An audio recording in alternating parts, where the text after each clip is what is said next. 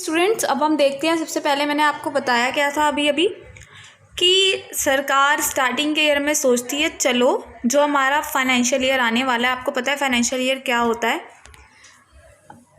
अप्रैल to मार्च होता है हमारा फाइनेंशियल ईयर। सरकार सोचती है कि चलो अब एक बजट बना लेते हैं। वो बजट की स्टार्टिंग कहाँ से होती है?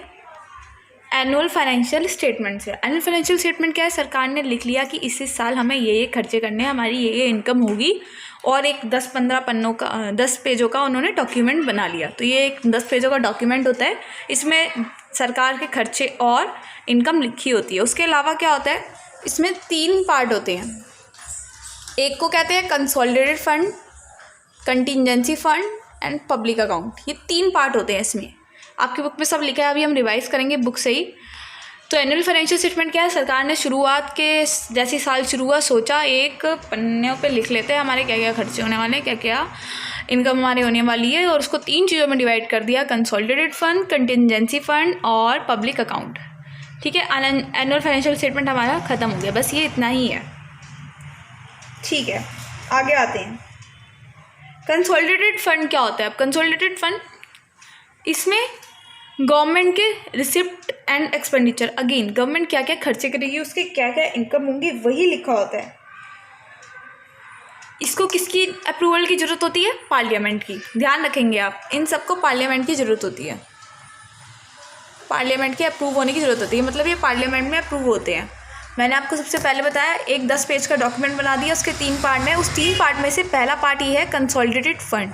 कंसोलिडेटेड फंड में भी क्या होगा? गवर्नमेंट के रिवेन्यू और गवर्नमेंट के एक्सपेंडिचर। ठीक है, उसके बाद आ गया demand for grant. Demand for grant क्या होता है? इसमें सरकार बताती है, किसको बताती है? लोकसभा में बताएगी कि मुझे इतना इतना पैसा विड्रॉ करना है, और लोकसभा इसको पास करेगा। ठीक है, वोटिंग होती है।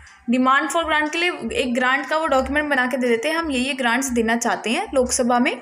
लोकसभा में वोटिंग होती है कि ये ग्रांट दी जाएगी या नहीं दी जाएगी।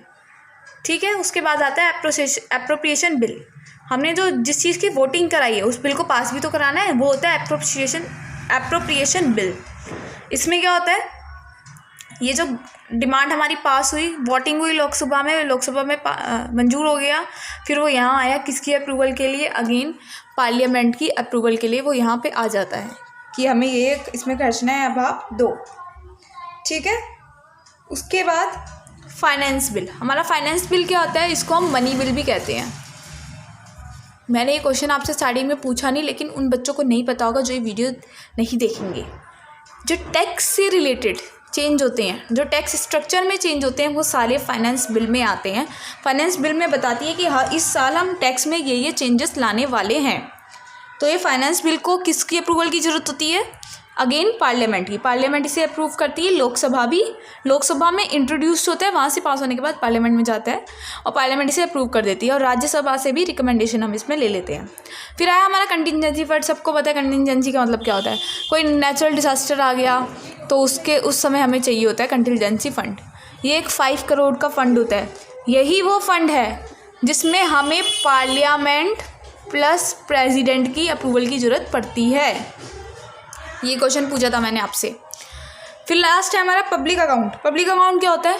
ये गवर्नमेंट का इसमें कोई फंड नहीं होता, सब पब्लिक का होता है। इसमें कोई भी पैसा गवर्नमेंट का नहीं होता, गवर्नमेंट का पब्लिक को ही देना होता है, पब्लिक को वापस करती है। ठीक है, और इसमें ही पार्लियामेंट की अप्रूवल की ज़रूरत नहीं होती। एक लौता बिल है इसमें पार्लियामेंट अप्रूवल की ज़रूरत नहीं है, क्योंकि इसमें गवर्नमेंट का पैसा है ही नहीं, सिर्फ पब्लिक का ही पैसा होता है, इसलिए